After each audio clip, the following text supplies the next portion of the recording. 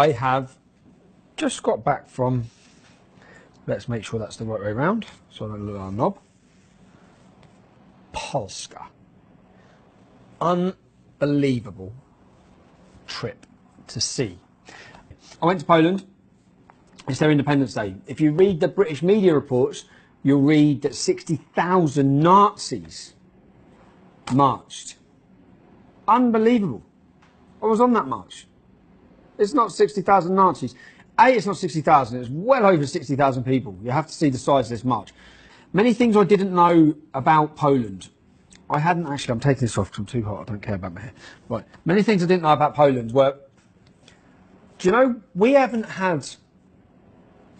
been tested in Britain. We haven't been tested, or we haven't had to. When you look at Poland's history, they were off the map. There was no Poland. For over 100 years, there was no Poland. They got their independence back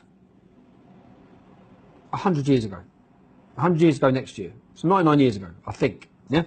Now, in 1944, when I look at their history, or just look at Poland's history, look at the Battle of the Gates of Vienna in 1683 on September the 11th was the 20,000 Polish horses, 80,000 hooves, marched down. There's statues of this. They stopped the Ottoman Empire. If they hadn't, the Polish saved Europe. If they hadn't stopped the Ottoman Empire, the Muslims would have continued to invade. They'd have took over Austria. They'd have took over the whole of Europe. They'd have destroyed Christendom. There'd have been no Christianity. They'd have absolutely obliterated it. The Polish prevented that. If you look at the Battle of Britain, we wouldn't have won the Battle of Britain if it wasn't for the Polish. When you look at Poland's history, I looked in 1944, the biggest uprising, the biggest civil uprising of people in the world's history. 250,000 people fought with pitchforks against the Nazis. 250,000 died. 63 days they managed to fight for. They thought they'd be able to fight for 5 days. They fought for 63 days. Now, Poland, when you go through all of this and you speak to the Polish people, they're very aware of the fight.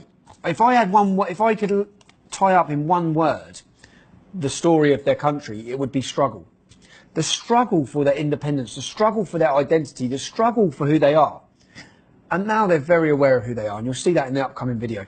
They know who they are, they know their history, and they know how to fight for it. And it was so amazing to watch and see.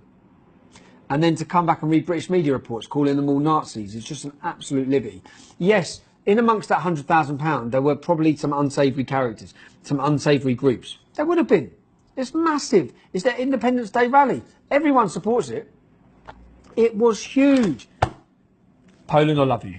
Come back, I just think it's great to see, and it's disheartening to see, because it makes you think, what has happened to us as British men? Where is our pride? Where is our fight?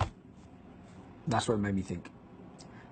And it also made me admire the Polish country and the Polish people. Admire them.